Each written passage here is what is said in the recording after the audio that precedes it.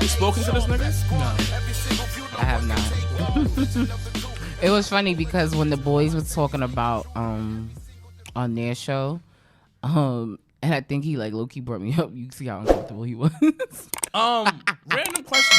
So Did he for real though? Watch the episode. You watched it. Nah, like I watched, but like I don't think he bring it up. I think that he mentioned In the beginning, he mentioned how I gave Shane a lemon when I went on their show. Yeah, I remember that. And after that, and then his whole shit. Yeah, you saw his whole shift went. I thought you meant how that they asked about you and him. I'm like, nah, they didn't. I mean, they might have off camera because I definitely told them. I said, make sure you say. I said hi. Like Janelle why would you said say hi. that? Because it's funny. Because I'm petty. Jobber Nation. But when my ex did it, some random person comes up to me. That's not okay. That's not okay. And I told you that wasn't okay. It was fine. That was not fine. I thought it was fine. It was not. My son is. Because my ex is fine. No. But anyway. My son Ron. Jobber Nation, welcome to Macaroni Tony. That's a great name. Yeah, that's seeing those bestie. That's Light Bright. Oh, my son Lighty. So my son Seymour's brother. Are we gonna talk about aliens this episode? Aliens? Why was it aliens? Hell yeah. Did you hear what happened? About them having bodies? All right, introduce the show first. Yeah, because sci-fi is not my genre of wanting to talk about shit. It's not sci-fi, it's reality. But go ahead. We'll talk about it right now. In real life Independence Day? Ma'am.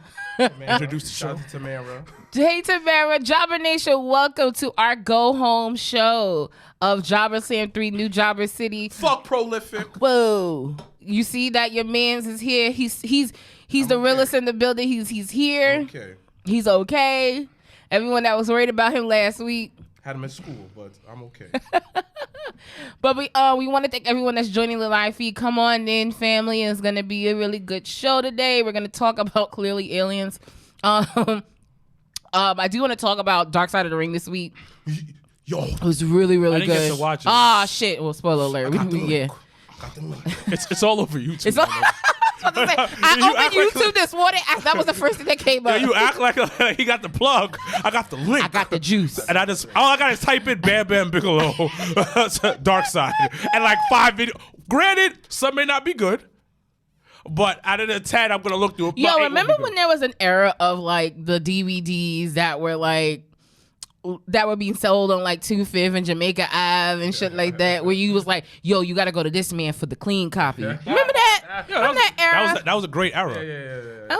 That was a cat checking place era. Yo, let's get mad DVDs from that dude. So these aliens that we need to talk about. Okay, let's talk about some aliens. So for people who are living under a rock, just recently, a former government official bootleg was on Capitol Hill saying that the U.S.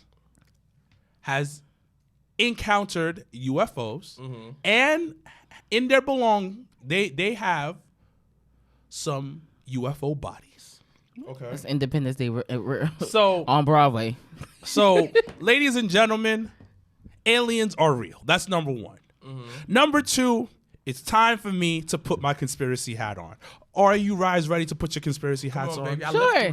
Actually, yo. So, first of all, this is my philosophy. Aliens always been here. Yep. That's number one. Yep. Number two, if you understand, Homo sapiens is what we are, right? Okay. But there was other forms of humans living on Earth. Okay. Different versions of us. Maybe they were aliens. Yes. This is why this is why I believe that people who have the long head are part of a different race. Exactly. Like Alien vs. Predator? Yeah. Like, come on, man. Like, you see long head niggas growing up. Yeah. So that's one. Number two, I'm trying to think about I think there's aliens living in the sea. Yo, so speaking about sea shit, so I love like learning about. It was funny because growing up, I either wanted to be a lawyer or a meteorologist. Super random, but I've always nerd. It was better than mid, but so I had asked Mikey. I said, "Yo, have you ever seen?" Because you know the Meg 2 is about to come out about the Megalodon and the shark. You see the first one? Okay, so I saw the first one. Actually, me and Brittany went to the movies to see that first one. And then so I asked Mikey, I said, you ever seen the first one? He said, nah. So I said, bet. So, you know, because he's not on bed rest, but he's going to be home for the rest of the summer. So HBO Max has it. Well, the Max had the Meg on. So we watched it the other night. And baby, that shit is like, so now it's weird, and that's how you know shit is like algorithm is wild. So when I go on YouTube, it's nothing but sharks and shit that popped up this week. Just listening to you. Right. But it's also Shark Week. That too, but it's always been Shark Week, and none of that shit never ever popped up until we watched that movie. So then the video before I left the house, we were watching like it was Jaws versus the Meg. So there was this whole like countdown of like when they had sightings of the Meg, and they like one of them. Meg is real. So one of the sightings was something that captured in the Bahamas from a satellite in space. And the shape and the size of what it was matches the Meg. So, like, I definitely think the Meg is out there in the waters. So, this is my philosophy. Wait, hold on. This is my philosophy. This is me going on TikTok conspiracy. You know, shout out to Michael Bossy. You know my TikTok conspiracy side. This is what I feel. I feel that aliens live in the center of the earth. That's what I feel. Well, the thing is, I think they live in the ocean. Because we I think that the ocean So, like, the is niggas really like in space. Black Panther? Yeah, Yes. but like, I'm hearing like this is how I feel. I think that for us to get into space, you gotta go through the ocean. That's what I'm hearing. So- feel me? So you gotta go down to go up? Yeah. How? Yeah. Because like people don't know. Like there's a theory that we never went to space because there is like a dome over us that we can't break through. Just like in the ocean, there's a layer in the Meg. That's how the nigga came up. There's a layer at the under the bottom of the ocean. Yes. Where there are creatures that no one has ever discovered or know of. Yes. Well, we only know, I think they say don't get me wrong, the number is we only have explored 10 to 15% of the ocean. Yeah. The rest which of is it- even scary. Godzilla versus King Kong. Watch that. They said that we could go through the center of the earth because if you go to I think there's a cave that's have a whole live jungle in there, dogs. Well, the thing is, it's warm down there. So so you could have life. But see, and that's the crazy part. Listen, low key. Oh man, thank you. Al Gore. Shout out to Stephen Garland, a part of the Heels for Life podcast. Thank you so much for this love and support. As of course, the head honcho Christopher will be in our city come soon. I think he flies in tomorrow, so it's gonna be a time. But it goes back to like what everyone was looking at Al Gore at a time of like, oh nigga, you know what the fuck you talking about climate warming and climate change, right. bro. The fact that the waters in Florida right now feel like a hot tub is scary as fuck. Well, it's because the world. So this is what I think is gonna happen. So first of all, I think octopus and squids are aliens. Nah, them niggas is scary though. Really? Yo, Listen, I'm gonna sit. I can rock with that. The things that they can do. Let me sit down. So the You- things I was that like, you can octopus really and say. squids can do is crazy. They can fit Crush in this. everything. They can be this big and fit Crush. inside of a cup. Like this. So my question to y'all: which wrestlers you think is aliens? Oh, Brock Lesnar. Braun Strowman. Brock Lesnar. I think Ricochet is an alien. Ricochet. What the fuck? Yeah. What? Have you seen what that man can do? Oh my god. Yeah. It's because he's agile. Ricochet, Brock Lesnar. This nigga's gonna name every high flyer. Vince McMahon. Vince McMahon's definitely No. an alien. Vince McMahon's an alien. dude. No. Listen. Yo, that'll Hold up, be wait. the ultimate okey doke from like you ever watch Men in Black? I'm weak. Yo, when you see Men in Black and you see like real life people, but then they turn into like That's cannot, because bro. listen. That's let's, too much. Let's really think about this. I work a lot, nigga. I be tired. I be tired. I be trying to eat healthy. This nigga Vince McMahon eats only steak burritos. He only sleeps for 3 hours a day. Works out like a maniac. All you really need is 4 solid hours. So Works out like a maniac. This nigga said Dean Malenko. Remembers everything.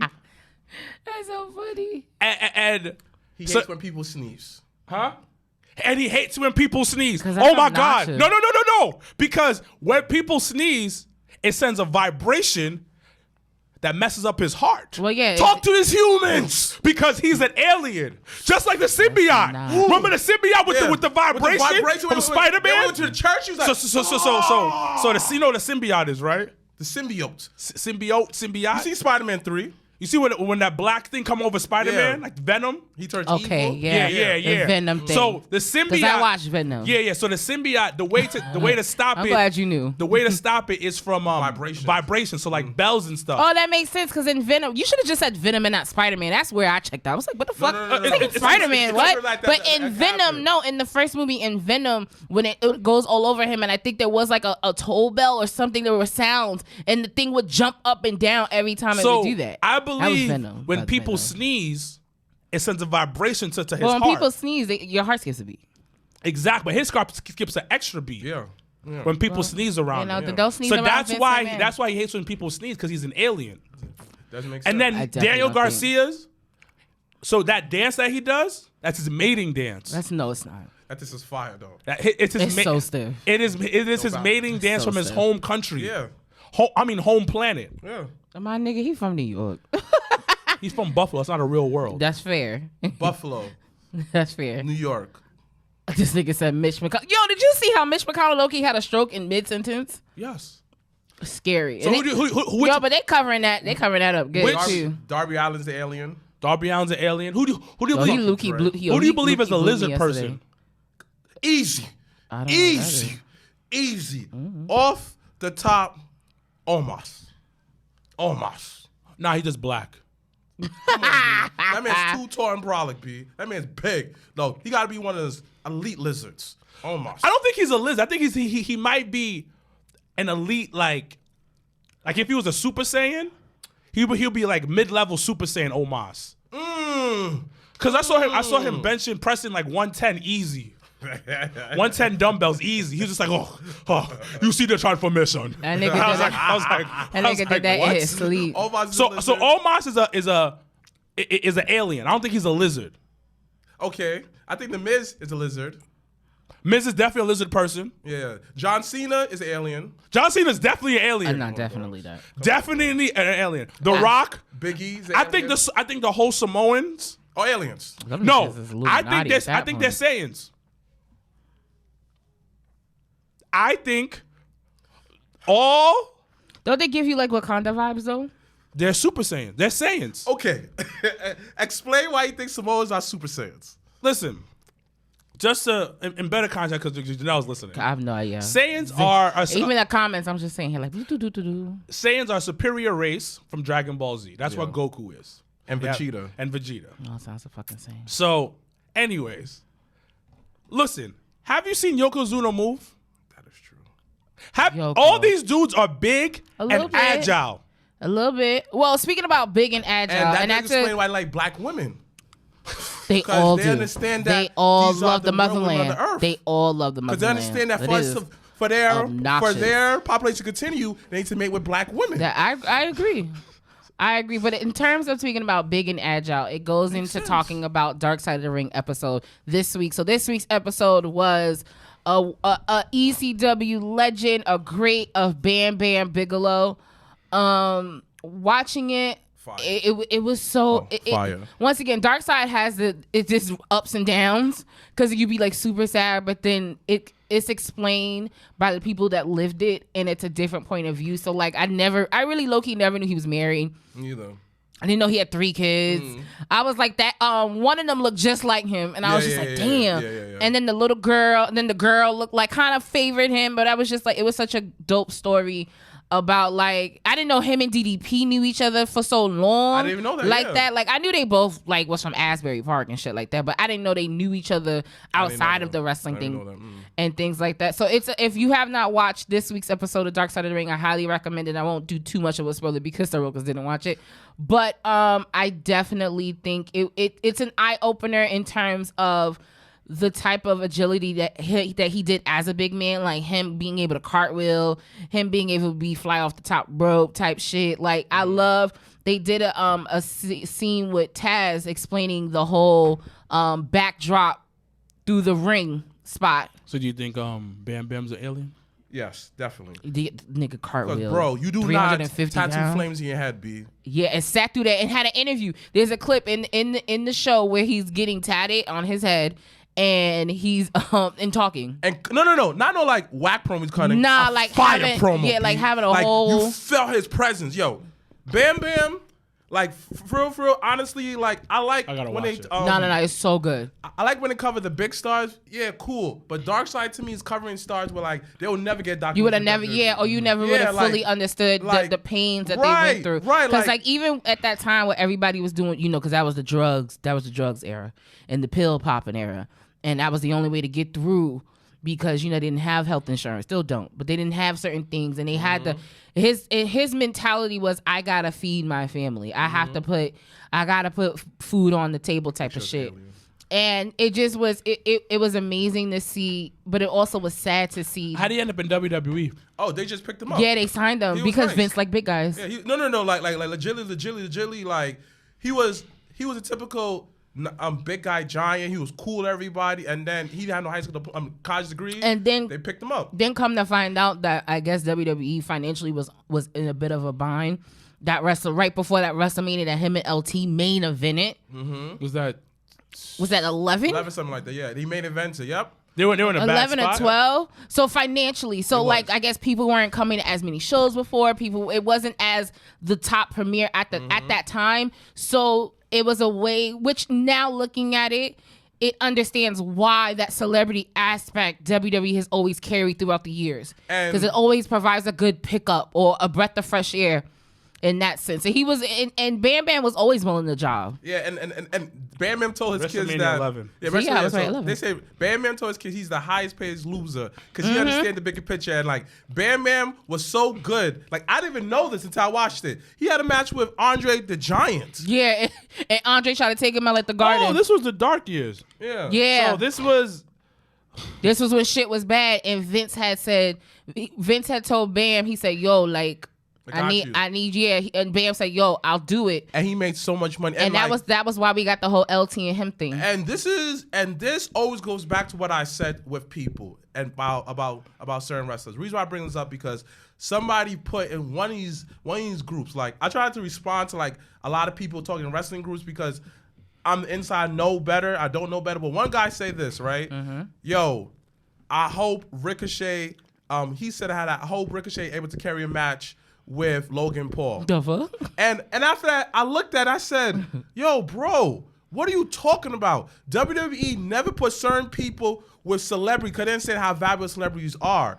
If they put you a celebrity, they trust you. Correct. You feel me? Oh, if Ricochet, he don't do good in his match, it's and sink or swim for him. I'm looking like, if Ricochet, mind you, Ricochet is quote-unquote undersized, is not the greatest on the mic, but he's getting better, he would have been fired. Pro Wrestling Illustrated said that in that year they said that WrestleMania saved the WWE. Absolutely, yes. That's what they said in the episode. Yes, and after that, and after that, and then that's why I tell everybody: if a wrestler is paired with a celebrity, that wrestler is good. Because Vince would have been fired Ricochet years ago. So speaking of celebrities, they looked at numbers of like post Bad Bunny and Logan Paul since they've been on there. It's been a 10 to 15% rise in ratings. But you know why, right? Since they've been on. You know why, right? Why? It's something simple. And this is what Vince was not doing is, all right, I watched Bad Bunny at Backlash, right? Mm-hmm. Cool. I watched it. It was a great show. Then I'm talking about if Vince was doing it. I watched Raw. This shit sucked. Dang, this is why I don't watch wrestling.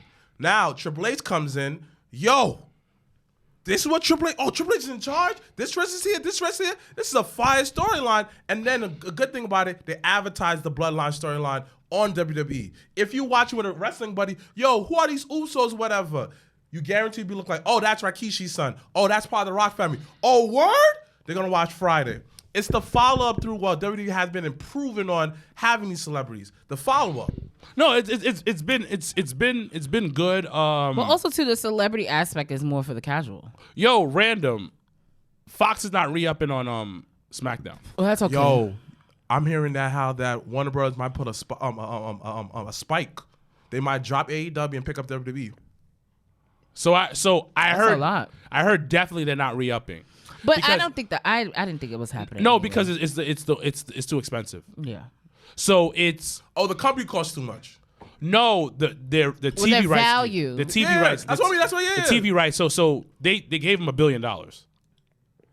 So NBC is probably gonna take it back, which is probably gonna go back on USA. SmackDown. Yeah. They're gonna try. Okay. They're gonna try to keep Raw. Obviously, they're gonna renew that contract. But from what I was told, it's almost 95% sure it's not going back to Fox at all. Because it's just too expensive. But wrestling is gonna save television right now. And Well, yo, speaking about that shit, oh my God. So I was at home, of course, with the patient. That's on the live. And we were just talking about wrestling shit this morning and last night. And one thing that we caught wind of, and I didn't even think about, was somebody had said on the internet, what about doing? Because there's no, like, his schedule's cleared now because there's nothing going on in Hollywood. Nothing's recording. No one's writing.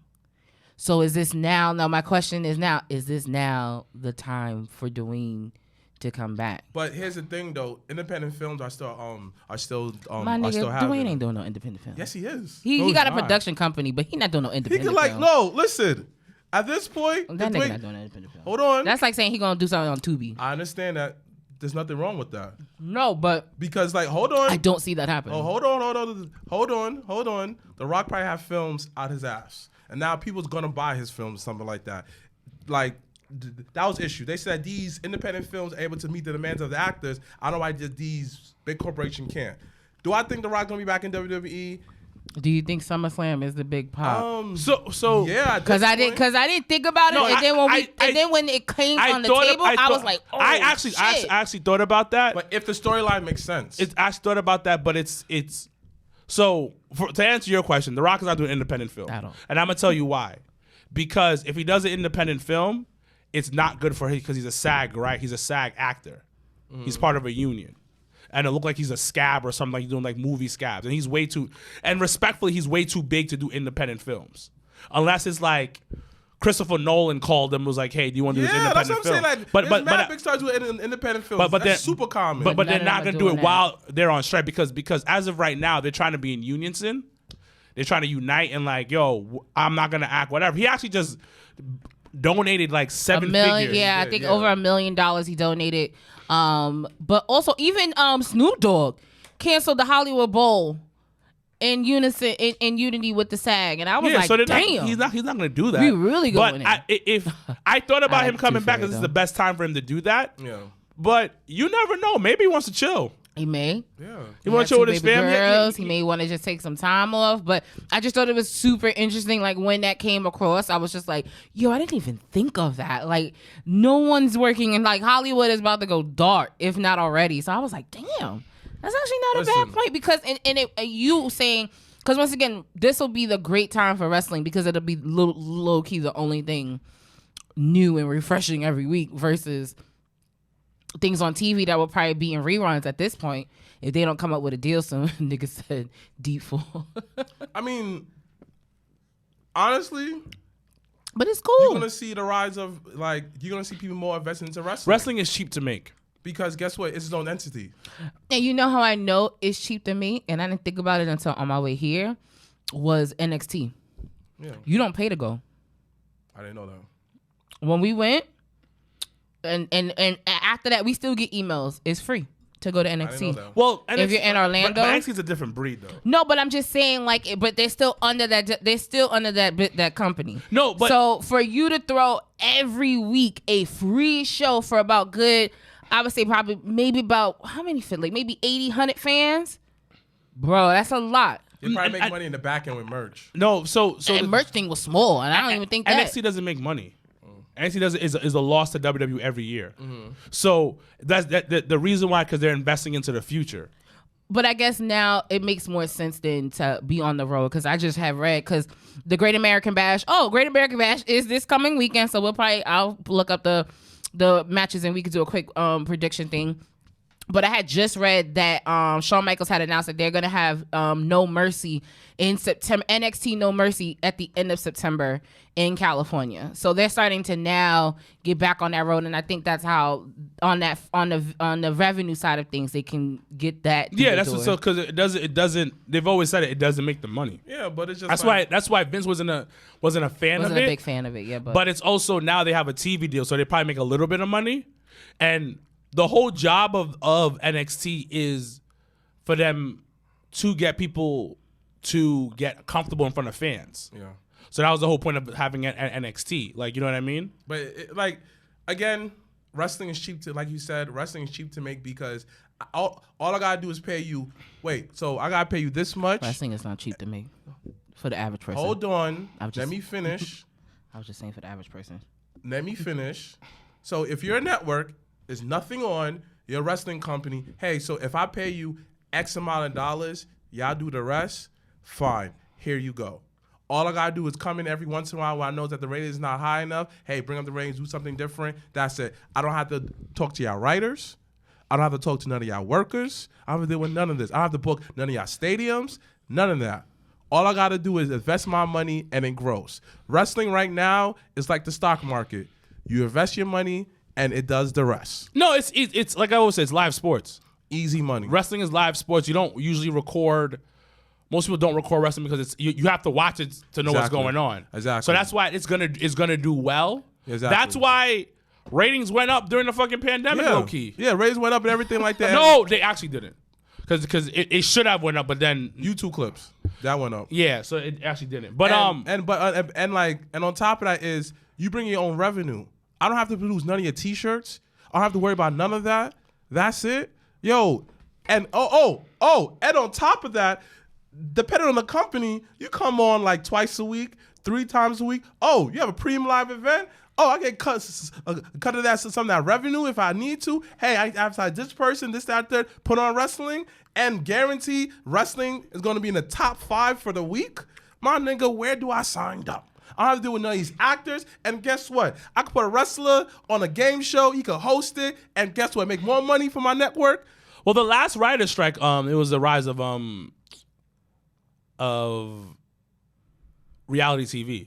That's what happened with the last. So it might be the rise of wrestling with this one. It might be a rise. Really cool. I won't be surprised if it be a rise of wrestling and game shows because everybody seems to love game shows. And a football's lot. gonna like Are you ready for some football? like Gene said, football's gonna be crazy. This coming up. It's coming up. My draft is September 4th. Did y'all watch Raw SmackDown? Yes. Of course. But before we do get into this week in wrestling, for next week's Dark Side of the Ring, just to wrap that up, it will actually be a very interesting episode. Definitely think a must see. It'll be what Jeff Jarrett called the black eye in wrestling. So it'll be the episode about Bash at the Beach 2000. So it'll be very interesting to hear. Why was that the black eye to wrestling? Well, but that was because the whole Vince Russo and Hogan thing and creative and how Jeff Jarrett laid in the ring and then Hogan and then he cussed him out. Yeah. Things were never the same after that. Like that was, it's an interesting, I'm interested to hear the behind the scenes on that one because I know Vince Russo's on the episode, so I'm definitely gonna be like, what you done said? Vince Russo's spicy about that. Spicy. So it's gonna be very interesting. But yeah, that Bash at the Beach, it was so bad. Oh, yeah, he did. He lost his smile. He did. But in all honesty, it's weird. Oh, that is true. The original strike brought during the original. I remember American Galley. Y'all watch a documentary on that on Netflix? Oh, I haven't yet. Fire. May download Fire. it. But all right, this week in wrestling. So let's go all the way back to SmackDown last week, where we had the tribal. What was it called? The rules of engagement. I was like, what the fuck does that even mean? But it's very interesting to see. My favorite part was the head touching. I don't know why that just hit me, but it was so symbolic to me because it just meant like there's a level of respect. But the tribal chief title is on the line. Like, I feel like the title... Tribal rules. He said, and you know what? Everyone knows I give Roman a hard time. But the way that nigga sold his face, he sold the fuck out of that whole segment. When he said, does the elders know? He said, it was the elders' idea. And Roman's whole face just sold it. And I was like, oh my God, this is actually really good. I give you that one. Really? I didn't know that. A one-on-one was my shit back in the day. But what else happened this week on SmackDown that tickled you guys? I think that was the only thing that was good. What? Happened on SmackDown. And then what else happened on SmackDown? Raw, it'd be so long ago. I'd be like, what happened? Like SmackDown was. Then again, I felt like SmackDown was on FS. Yeah. Yeah. Yo. But they did a really good job the whole week telling you Yo, that good. shit was gonna be on It was FS1. good, but like, yo, why? It got its all-time best ratings on FS. Oh, wow. But it's because literally every show leading up to Friday that WWE had told you SmackDown. Like, I ain't never hear NXT fucking promote for SmackDown ever. And when Vic Joseph said, yo, don't forget, SmackDown's on FS1 this Friday, I said, what the fuck? Yep. Sandow said that. That was the first. Hey, Sandow, my girl. My mental health. Shout out to you, Al Queen. But yeah, that was the first time I felt that they really pushed it being on a different channel this week. So I was actually, I'm not totally surprised. I cares about SmackDown, yeah. SmackDown was Yo, nice. you think they're gonna fire Bray Wyatt? But I heard he come back and fucking up one of the 4 matches in SummerSlam. Yeah. And I low-key think, honestly, if it's not low-key, and I know people may not feel like, but if it ain't Roman, then don't do it. Can I ask you guys a question? Because he got to get that lick back. Because it was the same SummerSlam that Roman won that title off of him. That's We all cost cool him and that all. belt. I used to be a big Bray He Wyatt got to give him fan, that lick back. But I just feel like the whole mystery behind him is lost. Like, don't be wrong. I think he's a great performer. I think he's great and all of that. I felt Let's keep it a buck. Bray Wyatt needs to get his shit together. He does. I agree. Because I felt the story. Like, I love The Fiend. I love when he got burned, I didn't mind the Fiend character. But what made me really go like, yo, I can't do this with this man no more, is when he made Uncle Howdy, like the whole match with the Mountain Dew thing. I loved it. No. Again, I don't mind the Mountain Dew match. That shit was fire. But it's just like, Bray Wyatt, you give me these promises. Every time you lie, and lie. What do you do again? You fuck it up. You know what's But what if this time, because they had mentioned that it was. You said that last time, Bray. No. But what I'm saying is, what if it was like an actual something like that prevented him to and I wrestle? didn't prevent him. It's always I said, something what with this if? guy. Well, I mean- My thing is this way. It's like bruh man from the 5th floor. My thing is this way. It's always something with Bray. You acting like that, yo, there's not someone else that can replace you. Well, that's why they keep going. They haven't held, I don't think, anyone back from that whole situation. And it's really actually low-key unfortunate because when you look at it, it was Uncle Howie, who we all know is Bo Dallas. And then it was supposed to be Alexa Bliss, and then she got pregnant. And then Eric Young, low-key, was supposed to enter the picture. And he didn't want to work for Vince, so he said, I'm out.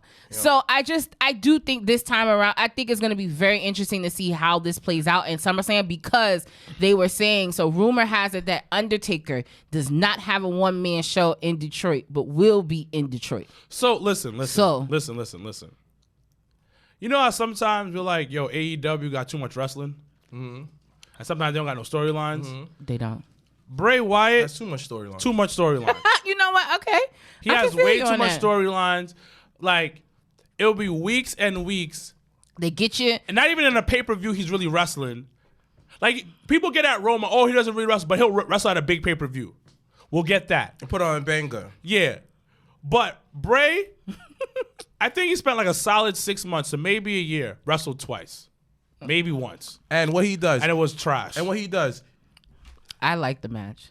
What he does. Okay. He come on these cryptic promos and stuff like that. Blah, Listen, blah, blah, blah, blah, you know blah. what? As much as anyone talks about Bray, that fucking QR code shit was genius. It was cool. It was that cool. shit, But like, no matter what like Justin happened. said, Scamming us. Bray was a scammer. Yeah. Well, we signed up for it.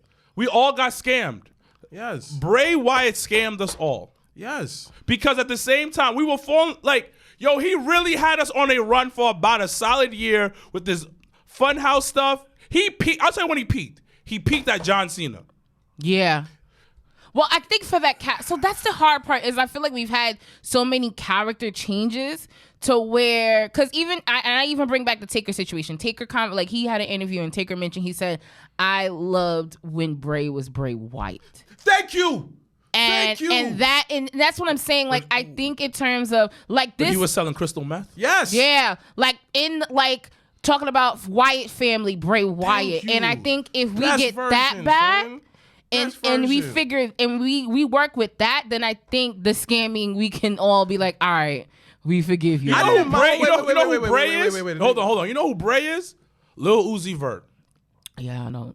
That man is dirty. Yeah. No. The reason why, because y'all listen to new music like that. don't. I'm not listening to that dusty man. He's No, dusty. so I saw him in person too. So I Uzi can say that. Uzi when he first came out, fire stuff he had. Like, all my friends are dead, blah, blah, blah, blah. Oh, that's that nigga? Okay. And then when he starts experimenting with stuff, lost it. When you try to be too creative. He was trying to be too creative, and he lost everybody. I can get with that, because I did feel like I loved the whole Cena him thing. I loved that. That was out of the box, and it was dope. Yes. But I do think, to that point though, that Bray Wyatt character definitely still has some runs left. Because he never fully developed that character. Like, I'm gonna say this. This because like I'm the biggest Bray Wyatt fan. I'm gonna say this, right? I feel that I agree with you. I felt after John Cena, it was just like I felt that the Funhouse character was too jokey because he used to laugh. I'm looking like, all right, bro, I gotta suspend my disbelief with a lot of stuff with you, Bray, but you just went too far. I lived through Undertaker. This man was a demon that went to heaven. Makes no sense to this day. And came back. And now I got to sit with you with Bray Wyatt. Yo, Bray, I'm with you, bro. So many times. But yo, when you was the cult leader, you was believable in and out the ring. Yeah. That promo he cut after winning the world champion, saying I got the whole world in my hand. Yo, when he had that little kid, come on, son, sing that shit. That shit was just, it was a different type of time. Like, it made sense to his character. Yes, the Fiend character, cool. I like the Fiend character, but why the hell you bring Alexa Vince? It was too much hands in the kitchen. But that's what I'm saying. When you get too creative, he started experimenting too much, and you went left. So when we talk about Undertaker, we talk about the evolution of Undertaker over the years. When he went to an American Badass, it was at a point where I didn't like it. You had to understand, like, wrestling is changing. And you kind of mentioned it, where it's like, okay, I can play this disbelief game to an extent. But just don't insult my intelligence. But that's what he ended up doing with the Fiend. He started insulting our intelligence slowly and slowly. And the thing is, us being wrestling fans, like, okay, let's turn off our brain. And we keep turning off our brain, but then you're not putting up fire matches to kind of back it up. So it's a continuous of the story. Yo, because the character as a Fiend is best what you could do. You understand? You gotta look invincible. You know what it was, like though? that. Even with the Fiend, though, my issue is that Randall burned him. But I didn't mind that. No, but it was just like to me, it just didn't make much sense. But you have to understand, he's been dealing with Randy forever. Randy Orton is the king of, I could do any type of gimmick, any type of match with any type of person. Reason why it makes sense to Randy Orton, because it's back in meth days, B. He had him under the spell, B. He had him on meth. No, I'm not saying that the person didn't make sense. Because even going back to when they had the match at the house and they burned the house down. Fire. So no, my issue wasn't the person. My issue was the after that. It was how did we follow up so that, we can still turn our brains off, but how does this still make sense? And how do we still be engaged in what's the fuck's going on? Because that's what happened. He didn't win that. He burnt, and then we all kind of was like, well. Because he lost the match. Listen, that's why. It's also Vince's fault. But he's lost previously, and still we've been able to even when he was Bray Wyatt, he's lost. He's lost at WrestleMania, and we've still been able to tune in. At this time, though, son, you did all of the entrance music, you transformed, got the old burnt out, and then you still lost the match. Like my brother said, I cannot blame Bray on that one, because it was Vince. Because the original plan was Bray to win. No, though I would even move it even further. His match with Rollins in the cage. Oh, Gene said Goldberg, and I agree that Vince. I agree. You can say creative. I like that though. I wasn't against that match. It wasn't how the match was. It was how the match ended. And I didn't feel. You know what? To each his own. It's a Hell in a Cell. Mick Foley fell off the top of the cell. He went through the cell, and and the match continued. Yo, Triple H versus Mankind in a cage match. All these Hell in a Cell matches did not end the way it did. Undertaker versus Brock Lesnar in Hell in a Cell, and this match end of no contest. Hell in a Cell. It's no rules. You ever had really good Chinese fried rice? Yes. Like, and they add like chicken to it, right? Yeah. This nigga Bray was adding everything in the kitchen to this fried rice. It was so much soy sauce. It was so much shit in this food. You're like, what are we doing right now? And we were getting lost. That was the problem with Bray. Bray was adding too much stuff, and I don't know if it was. We can also blame creative, them not getting along. It's a combination of a lot of things. But at the end of the day, it was just too much. The shit was too much. It was too much. And then it was. We're at a point where you got to have some realism in the stuff. And you could have been more in a different type of creative way. You could have made it like somebody said in the comments, Joker, make it like you watch the movie The Joker. It's real. It's a real type of feel of somebody who's psychotic. We could have done a therapy session with him and talk about his family, how messed up it is. One of the greatest interviews is Mankind and JR. Love them. Where when he went down in the boiler room, or was it like in the middle of the ring on Raw? It was when we went down to the boiler room and he's talked about his past life. Oh. Like they could have done something dope like that, but like I just think it just started going left. It's something simple. When like Kane took off his mask and after he brought I checked out. Why? When Kane, because then he became Glenn. And I checked out of that. You talk about how that you checked out? No. And that was at the I didn't know until when SmackDown was at the Garden that was at the Garden. Well, that was that Raw. It was a Raw at Madison Square Garden when they lost that match and him and RVD lost that tag match and he had to take the mask off. That was at the Garden. I didn't mind. Okay, this is my personal favorite Kane. I feel White Beater Kane. No, that's not you, D. White Beater Kane was the most fire Kane ever. Nah. For one, his entrance. The first Come Kane. on with the guards and first stuff Kane like that. was the best Kane. No. Hold on. Came out the guards and stuff like that. He got more of a vicious side. You never saw Kane that vicious the way he was. The eyes, the one eye like this, the baldy, because all the scars was emotional. It was inside of him.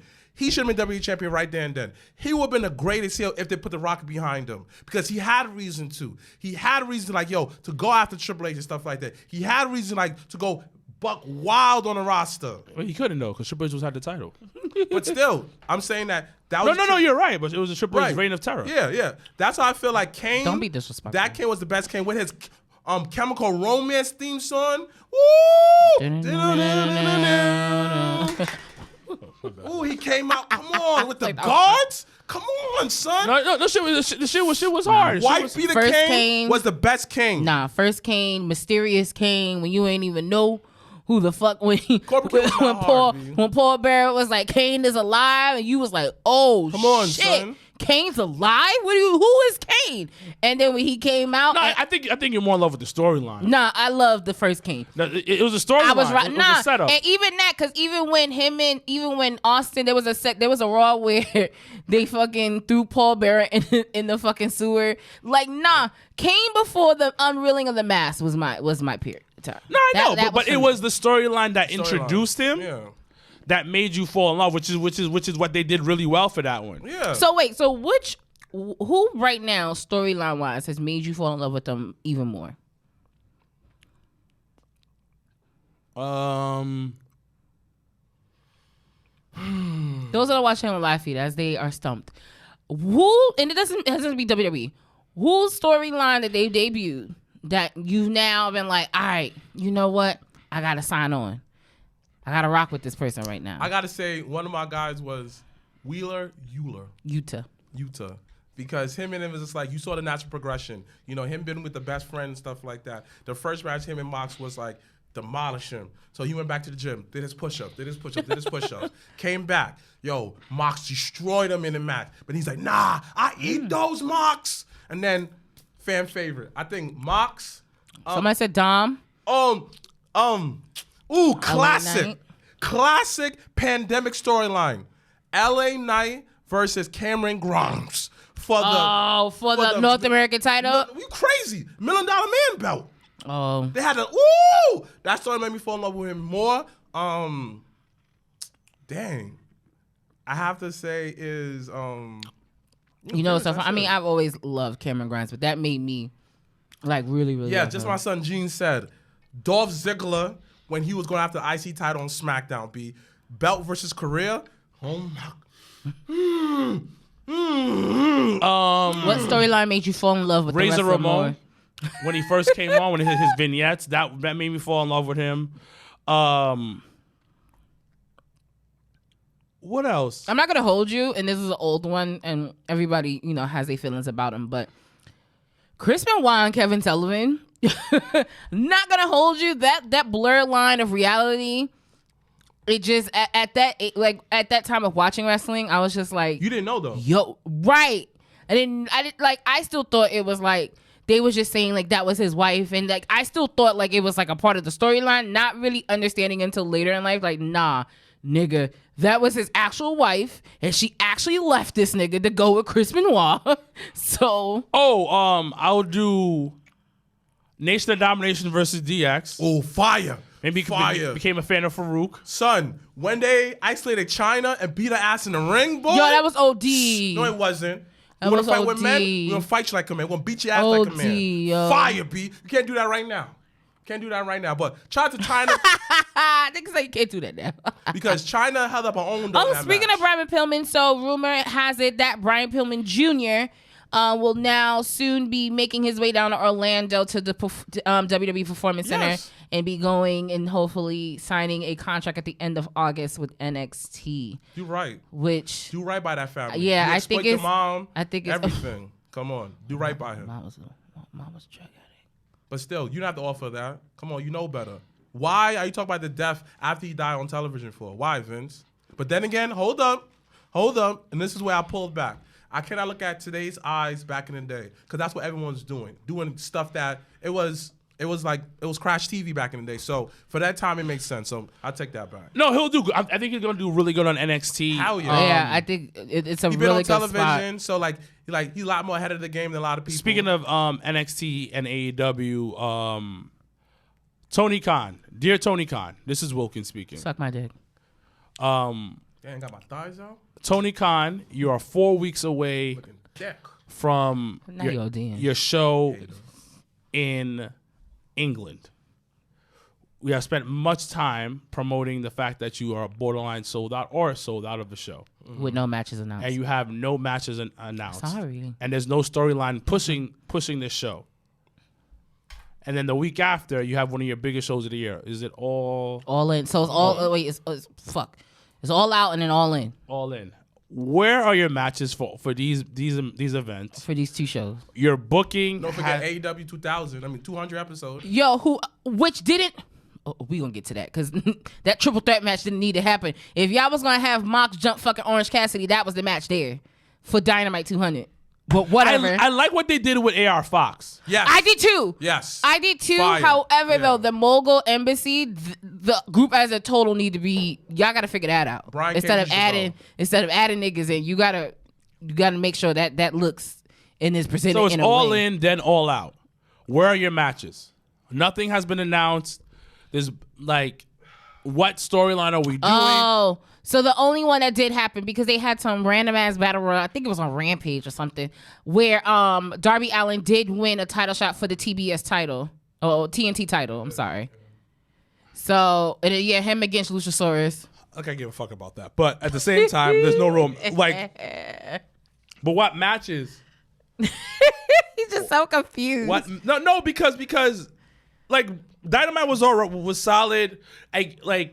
Whoever, listen, I tell y'all about production. That camera guy that did that wide shot on that sign, even though the sign was facts, that nigga need to he need to be somebody got to have a conversation with him on that not one. the camera guy. Because that It's the shit, producer. The guy that had that. Who told whoever him, controlling backstage Yes, for it's that his wide fault. shot, It's his fault. baby. It's his fault. That wide shot was there Yeah. for two seconds Yeah. longer than it needed to be. Yeah, literally. But it was facts. And Yeah, it's something but- I've been saying from the beginning of time, but no one listens to me because then they had random ass Brit Baker versus Tyra, John Morrison's wife.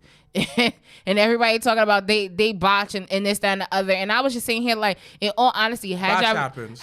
right. And I don't judge that on anybody. But had y'all really sat there and build that match up for you to be really invested in it, I think it would have been worth it because you got two women. You got Tyra, who's been in AAA, has been in NXT, has been in MLW, has been in Impact. Like, you have a seasoned veteran female on your roster that you can build something around. Because then even the promo that Britt did, it was just like, well, who's the women's champion? Tony Storm. Who's the head of the women's division? So let me ask you guys a question. I'm being dead ass, and I'm not trying to shit on Brit Baker, but honestly, outside the match that she had with Thunder Rosa in a lights out match, what else bangers has she put on? I didn't even think those were bangers, but No. I said that lights out match. no, and I'm saying I didn't even think those were bangers. No. You said those. I said one match. Listen, Nothing. Answer the question. I don't hear listen, none of that. Britt Baker is not a top tier wrestler. But answer the question. No, I just said it. I answered it. Britt Baker's not a top tier Maybe wrestler. the match. Wait, No, didn't her and Nyla? They go had against? they had a decent match. That would be the one I would think. The of. problem is Britt Baker works for the wrong company. That's why. She works for the wrong company. Britt Baker would be gold on NXT. Yes. She would be. Yes. She'll probably do really good in WWE. Yes. Britt Baker is more of an entertainer than a wrestler, Absolutely. and it's okay. I'm okay with that. Even when it comes down to the glove and the match. Yes. And that's what, so I realized, and that's something Mikey actually told me about myself, was if the ending is icky, I check out. So that ending of that match with her and Tyra, when she went for the lockjaw, she didn't even have the lockjaw fully on and the girl tapped. And I said, what the fuck? Why did we do that? Who's the veteran woman in the back? Who did we do that? That's the problem. Well, and talking about also producers, Gene mentioned how Bret Hart got denied to be a producer at A-Dubs, which is very, I would deny him too. Yes, you better. Really? Yeah. Like, literally, no. Literally, like, we say, hey, guys, here, present our championship. And no, wait, hold on. Present our champion. We give you all this bread just to do that shit. What you did? Shit on us after? Yeah. Nah, nigga, we're not gonna produce nothing. You could be on screen. Nigga, no, I don't want you on screen either. They're not doing that. And I just realized No, they often that Owen Hart tournament probably totally was like, that probably wasn't even on the table for Bret to be a part of AEW. So. But he's part of WWE, though. Yeah. That's all. No, once you like, he's, sometimes I can't have you shit on me that now you working for me now. Yes, right here. Jay Coy said, talk about how they denied Brett, but they hired Sky to hire Chris Heroes. Because they didn't shit on us. Oh, but I heard Chris Hero got hired by NXT. Yeah. No, Chris Heroes, no. That's what I heard earlier today. No, I don't know I'll about pull that. it up. But Chris Hero works on Coliseum. Listen, as long as he's behind the scenes, y'all can have him. But but the thing about it, yes, you're right, but you can't talk shit about me and expect me to put money in your pocket. And I just paid you to do that. Honestly, about Jim Cornette. Vince did it to Eric. What?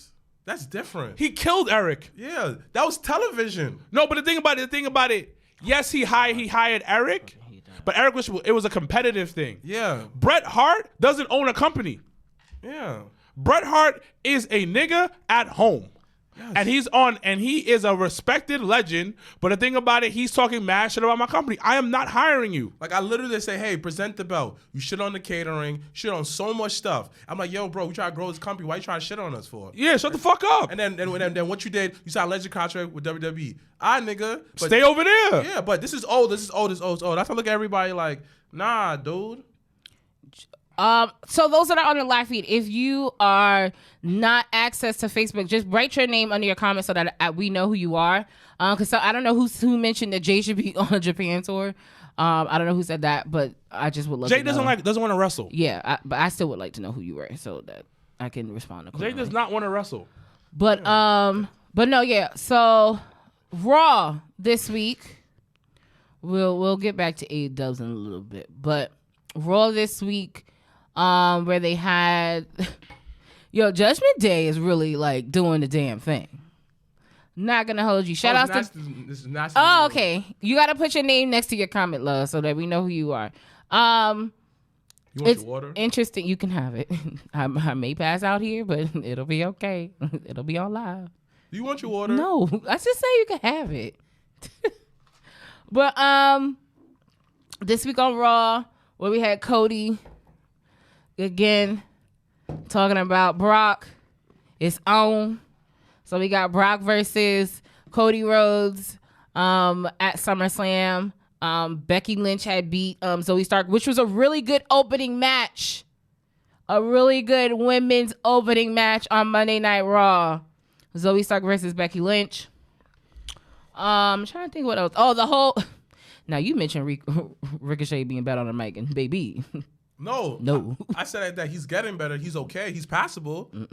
He's passable. It is. But that proves my point. That proves my point. If WWE didn't fuck with him, they would have been fired him. But I think now they're at the point of like, listen, if you really want this push, if you really want to be out there, I really think they just was like, here, you just gonna have to practice talking on the mic and figuring it out as it goes. Ricochet, right? When he was Prince Puma, did he talk? No. NXT, I didn't have to talk. I could do cool flippy shits. Fine. Now, the main roster, when I did talk, I talked for 5 minutes and y'all cut me off. Bro, I need some practice. You know what it is? And that's what they've been doing every week. You know Give what him a chance. You know what it is? I think what it is for Ricochet is he has no swag. He's not cool. Ricochet is not cool. So that's one. And he depended so, like you said, so long on his moveset to talk on the mic. Yeah. I don't think it was that bad as everybody makes it out to be.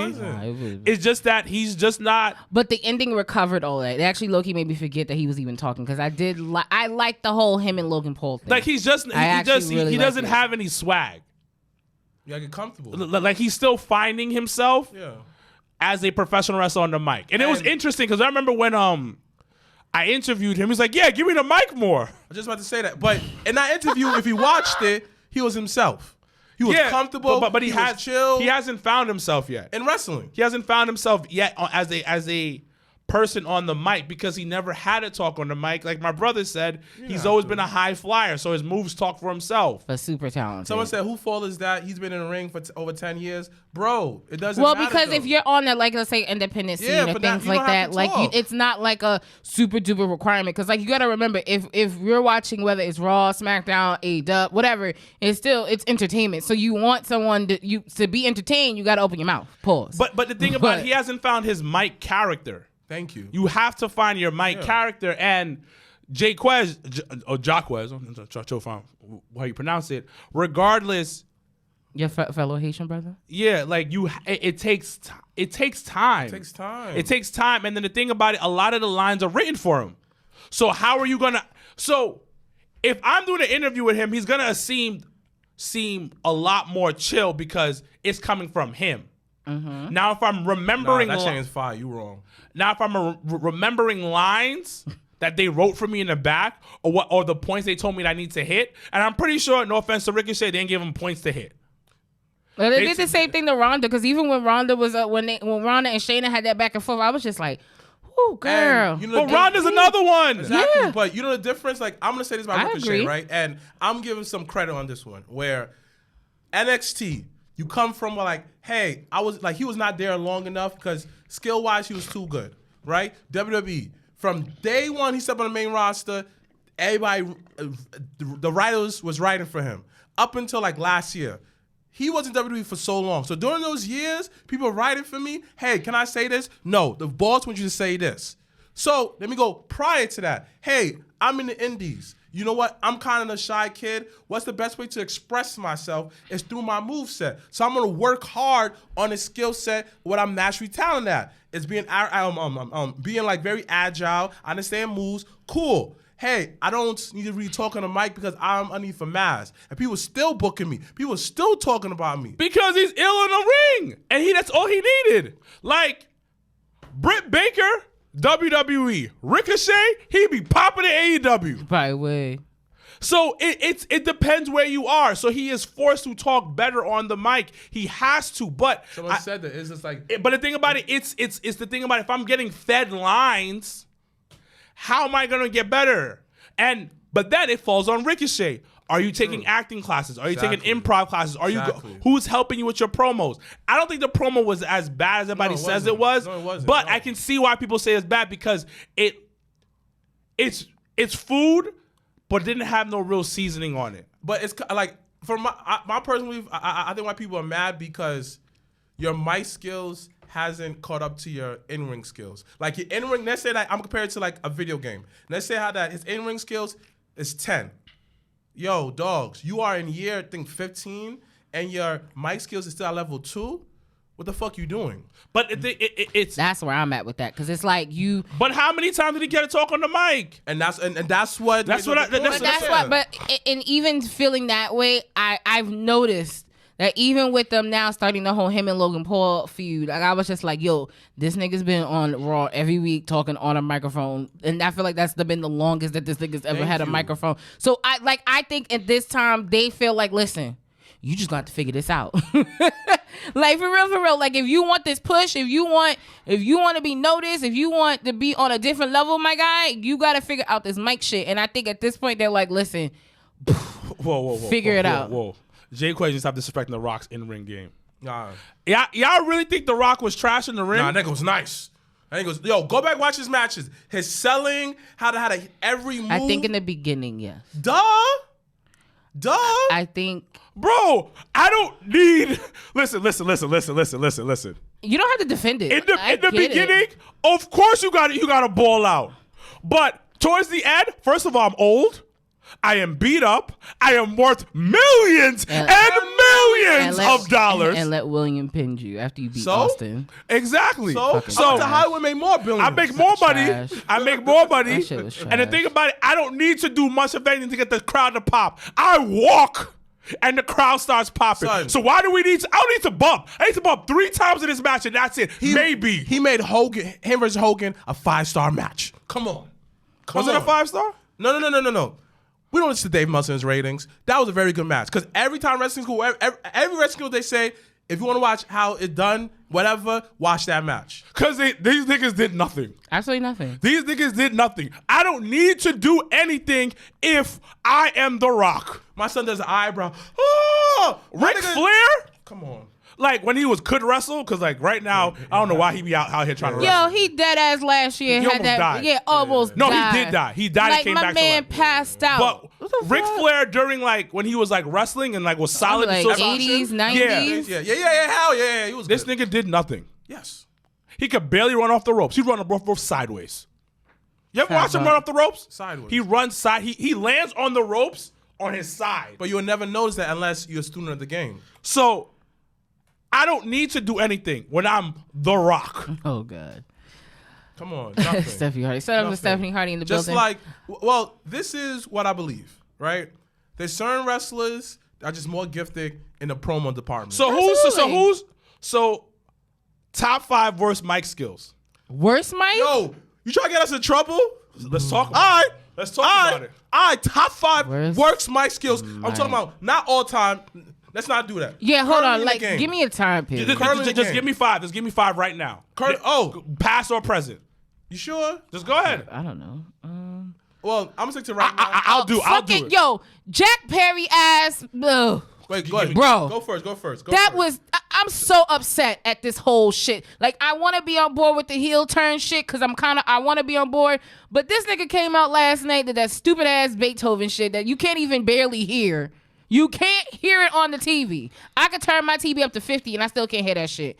And that nigga comes out and then I was like, yo, are they trying to make him like a legend killer now? Because I was like, Jerry Lynn came out and I was just like, is Taz gonna wrestle him next? Like, what are we doing? But Jack Perry on a fucking microphone, I said no.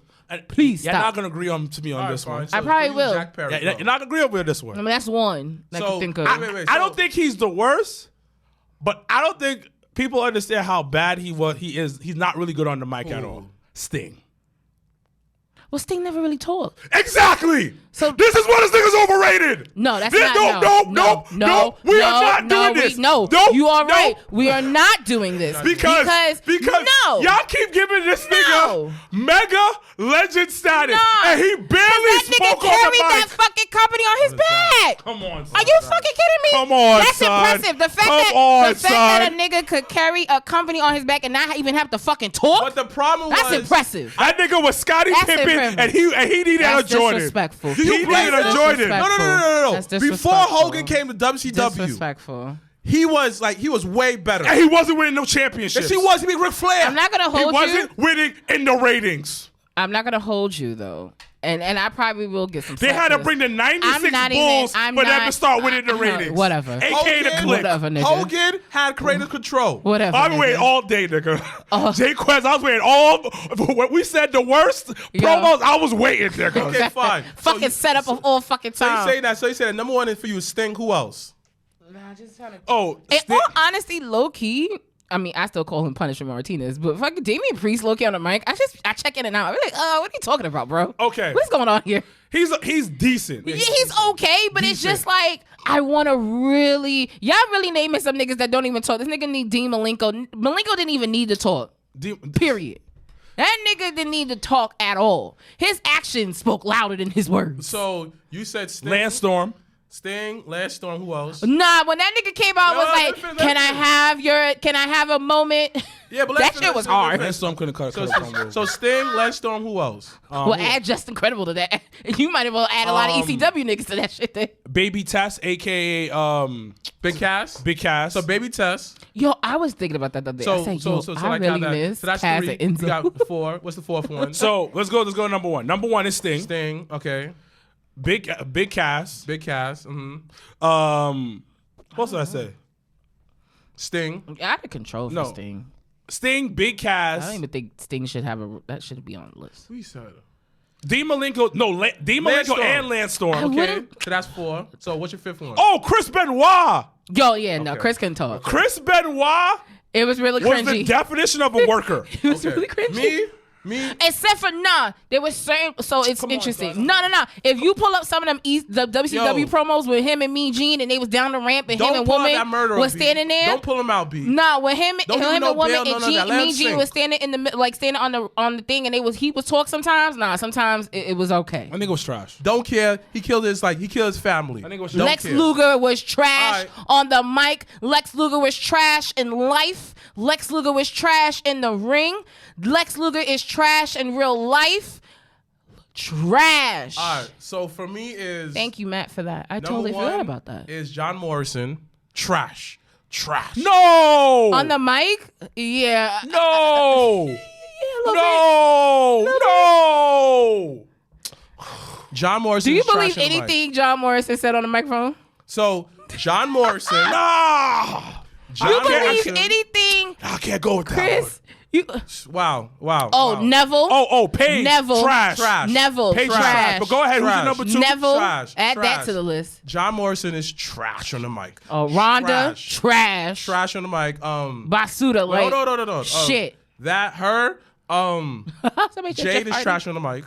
Trash. You said Jade? Yeah, trash on the mic. You said Jade is trash on the mic. Wow. Name one memorable bar that she had. I'm a baddie. The baddie section. Anyways,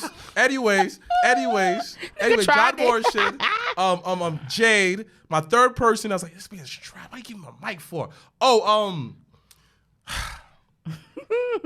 All of the women division in AEW, except for Athena, because Athena been killing it on the mic. I like Nyla Rose on the mic. And I ain't gonna Nyla hold you. Rose. Outside of those two, everyone's trash on the mic. I forgot that Marina Shafir is trash on the mic. Trash. I think Paige is the worst. Worst. Nah, Rhonda's the worst. Rhonda's the worst for me. All of Trash. AEW women division, except for the ones a few mentioned, trash. Who else are like? I was like, why do you give him Mike? I'm sorry. I like him, but I'm looking like, why do you give him a mic? It got to be Brian Cage. Absolutely. Trash on the Actually, mic. low key. Trash. Overall. Trash. And my final one, I'm looking like dang, dog, why you do Oh this to shit, yourself? that B? Brian K shit is is funny though. I have to say, I Think was it's like, like all son. of AEW. Dang, son, like, who's my last one? It's like, oh, if I wanna Ooh, listen he to- said, "What? Where the fuck is Warlord? Where the fuck is he at? last one for me Holy is, shit! Oh, last one Lafayette, for me Indiana, in the is- building. Hey, Robert Brown. I say that my last one, that's like, I hate when you watch, I turn it off, I walk away. Who do I mute? Oh! I don't care. Damn, is Michael? You still on? Who do I mute when they come on TV? I don't care if the person says I love them. I'm looking like, yo, oh, trash. The dude that used to be on the a commentary on Impact. What's the dude's name? Which one? It had to change it up. Don Collins on Impact and on announcer. Oh, Trash. I like Don You know Callis. who I don't on like the on mic. You know who I don't like on the mic? Who's not believable? Batista. Yeah, that's a good one. Great enunciation, but it's not believable. Who? Keith Lee. Yes. Yeah. Yes. Like, Yes. Yes. But that's how I feel about Ricochet. It's like, bro, I don't believe a word. you know what it is?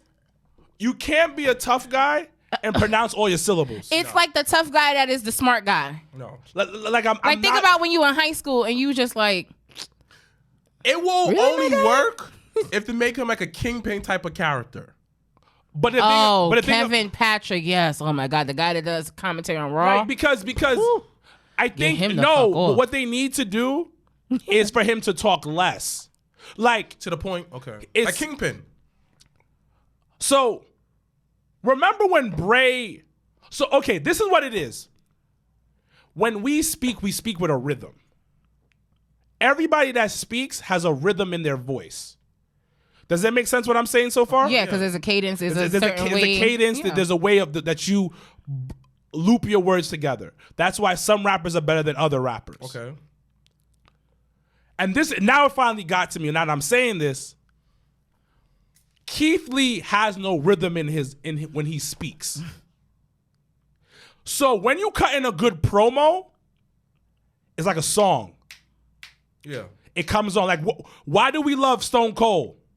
When he's cutting a promo, yeah, I'm gonna whip his ass. I'm gonna stop a hole in his ass. It goes on a beat. It's a beat. It's a beat. It's a beat. Yeah, it's like a beat. John Moxley, It's a that beat. you It's a attack beat. my It's a man, beat. I'ma attack you yeah, back, leave you in bloody It's mess. a beat. It's a beat. It's a beat. Yeah. It goes with a rhythm and a cadence. Yeah. When Keith Lee talks a lot of times, he's saying great shit. I am a robot. Nah. He's saying no. She's right. She's right. No, I don't it's, think it's so. She's- that. she's- I am a robot. He's talking. I am the big guy in the room. He is talking. You're hearing every word he's saying. Like another example, we love that Rick Ross promo Yeah. because he's a rapper. So it came on the beat. It was a swag. and It he was did nothing with that. Oh, it was a up. It was a up and down. did nothing with That's it. why we like it because everything sounds like a song. That's why somebody like John Cena always knows how to cut a good promo because he knows how to freestyle. So Keith Lee says the right words. It's just that he doesn't ride the beat when he's cutting It's very a promo. monotone. It's very exactly. where when you need to tune in, you don't tune into monotone. You So- tune into up and down levels. That's why I kind of feel like, Because you got to think about who makes you check out. and I said this in the Public Enemy podcast. Shout out to them. Please check out the episode right now featuring me. And I said this on and I said this is when you watch AEW, a lot of the guys who came from elsewhere who come in, they don't have like I want to play with them in the video game. It don't make you excited to play them in the video game, to go in the video game to see the entrances. When you watch WWE, everybody feel like, dang, I want to play as them in the video game. You understand? That's I want to fair. go career mode with them. Like AEW feels like a bunch of collective guys that good at wrestling, but there's nobody to like really shape them. But then that comes in the it factor. Remember when I told you about when you see a WWE guy come to Hog or indie show, you're like, yo, Yeah. I get it. Yeah. That's what they need. It's that wow factor. It's that it factor. But to match your question, it starts from the top. It starts from the top. It starts from whatever. But I really now that we're talking about this promo stuff, it's about the beat. Yeah, you gotta and think about it. Any big promo that you remember, just on a personal tip, you Right. could recite that shit. Yeah. Like If somebody had a gun in my head, it was like, yo, recite a Keith Lee promo. I nigga, I'd be dead. but I say I be big dead. words. but I the be thing dead. but the thing is now Look at Dusty. That's what I'm saying. Hard times. You can pull that out. Dusty took the promo from speaking like a pastor, like a black pastor. Yeah. Because when think of good preachers, think of good evangelists. Yeah, the way that they speak, the way that any great speaker speaks, it's on a cadence and a beat type of feel. Mm-hmm. I was gonna say this. Like, for instance, I Have a Dream. Nigga, you can remix that and put on a song. Yeah. you can twerk to it. I have a dream. I have a dream. I have a dream. Imagine a club with the. Woo. That could definitely be a good go-go song. But that's so funny. Oh, somebody had mentioned Joe. And actually, in speaking about Samoa Joe, if you have not know, on Peacock, Twisted Metal is now on Peacock. We watched the first two. First of all, I was very upset. We spoke about it earlier, Robert. Yeah, you missed the love. Just rewatch the rerun. But I was very upset to find out that Joe isn't the voice of the character. I was sitting here. So wait, his body? They just used his body? Oh my God. But still got to check. Right. I did think of that. But we watched the first episode because first of all, I have a hard time believing Anthony Mackie. So I was really like, I don't know how this is going to work for me. But then we watched the first episode. I was like, okay, cool. And then the second episode, Sweet Tooth came into the play. And I was like, oh shit, Samoa Joe. I got mad excited. And Michael goes, yeah, no, that's not his voice. I said, shut the fuck up. Yes, it is. He's like, no, it's not.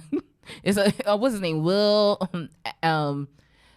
He's an actor that does the voice. And I was like, damn. But yes, tune in to Twisted Metal. It is on Peacock. You mentioned something about, using big words and stuff like that. But if you look at T.I., he used big words. But he goes with a beat. Yeah, Will Arnett. I was just about to say that. Like, the difference is he knows when to use the big words. Because not every song you hear him use some kind of big-ass word for no reason. He may use one big word, and that's it. It's cutting a promo is like singing or rapping. Right. So that's now, well, I finally got it. Because that's how you connect to it. And that's how you are, now it grabs your attention. Because any, like, good singer. I agree. Good, like, it doesn't matter what, if you're country, music, whatever, the way that you sing, the way that you sound is like, you capture people. But that's his character, though. I think his character is like, I'm a dude that uses big words to cut promos. Yeah, but that's fine. So you take that and now catch a beat. Go with a beat. Like, even Swerve, I don't like Swerve music at all. Yeah. At all. I have tried to listen to it, but I don't. But when he cuts a promo, it's not bad because he can kind of rap. But my thing is this, right? Let's be serious here. If Kid Lee's cutting a promo, like a very I'm gonna beat you up promo, yo, are you gonna be want to watch this match if you're talking about how that I'm gonna use all these big words to say I'm gonna hurt you? No, which is why sometimes as big men, and we'll wrap up. This is why sometimes as a big man, less is more. And I think with Keith Lee, especially with him and other big men in the business, you got to just be mindful of, like, you already have this aura because of your size and because what you can do. So sometimes you got to let them actions speak louder than the words. So when you are actually speaking, you got to hit a niggas with 10 words or less so that they know you about their business. Because now you're not sitting here all day listening to somebody. And now now they done said what they said, and now we can get to business. So the best version of Keith Lee was NXT then. Yeah. Because that was the most well produced Keith Lee. Absolutely. Well, and then it right. But when he did, it was 10 words or less, low-key. And true. It worked. Before we do head out, one thing I will say about Dynamite. Jobberslam. We are. But I said, let me say one thing about Dynamite, and then we get to Jobberslam. They had announced, and this is where their announcements come into play at the wrong. Like, I don't know who's putting that together, but this Saturday, of course, is Jobberslam, but they also do have Collision, and the tag team titles will be on the line where you have FTR versus MJF and Adam Cole. But what I didn't like is that on Dynamite, they announced that on Rampage, they're going to have another tag team battle royal to now find the number one contenders for the tag team champions. And I was just like, what? Bro, can we get through one before the other? Because now it gives you the whole, like, oh, damn, maybe MJF and Adam Cole won't win. And now you got the next tag team up. It's like passing fast forward on a show you really want to watch, but The only button that works is the fast forward button. There ain't nothing there. But at all. to answer Stephanie Hardy, maybe Keith Lee doesn't want to play into the big and dumb stereotype. We never saw him So I don't think it's big and dumb, though. So I just think- because he doesn't talk. No, it's the swag. He has to have better swag because if you look at Kingpin, like you mentioned before, which is a comic book character, I would mention everybody look him up. He's super educated, but he's a big dude. And he sounds scary. There's plenty of big guys who are super educated and sound scary. It's putting up that preference of you using your size and your intelligence and combine that to be that character. But Keith Lee said in his interview, like, that's not him. Like, he don't know how to be a mean person. He needs a reason to be mean. So then you gotta exaggerate the fact you're a mega baby face then. Take that and exaggerate yourself being a mega baby face. You got to take who you are and then times that by 10. But all right, as my good brother Jacquees, I will actually be on the Wolfpack Wrestling podcast tonight, where they will be giving away 2 tickets to attend Jobberslam 3 this Saturday. Finally, the time has come. Jobberslam 3 is here. We are so thankful of all the sponsors. I will actually real quick run that down because I want to send them a special shout out, and I really want to say thank you to everyone that has put their time and money into this show. So I do want to thank Your Sports, Pretty Hills, EDC, the Call Up Podcast, Knucklehead Network, GG for the Win, Storyline Tees. We will have shirts on sale, I believe, for the show on Saturday. So make sure to come out. Tipsy Geek, make sure you get your drinks. Backstage Brawl.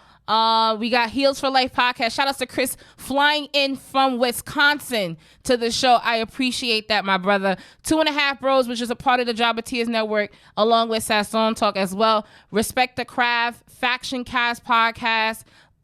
True Hardcore Wrestling fans, thank you so much. Blurred by Nature podcast. Shout outs to Nick and Maurice, who actually will not be able to come, but they still wanted the support, and I appreciate that so much. We have the Well Minority. Shout outs to my girl Ciendo for the sponsorship. I appreciate you, sis. Brian F. If you are looking for graphics, if you are looking for Brian F. Listen, if you're looking for logos and everything, hit up Brian because he's the reason of all the he took my vision and put it on paper, and I will forever be thankful of that for him. And of course the Wolfpack Wrestling podcast, which once again I will be on their show tonight, so stay tuned for that.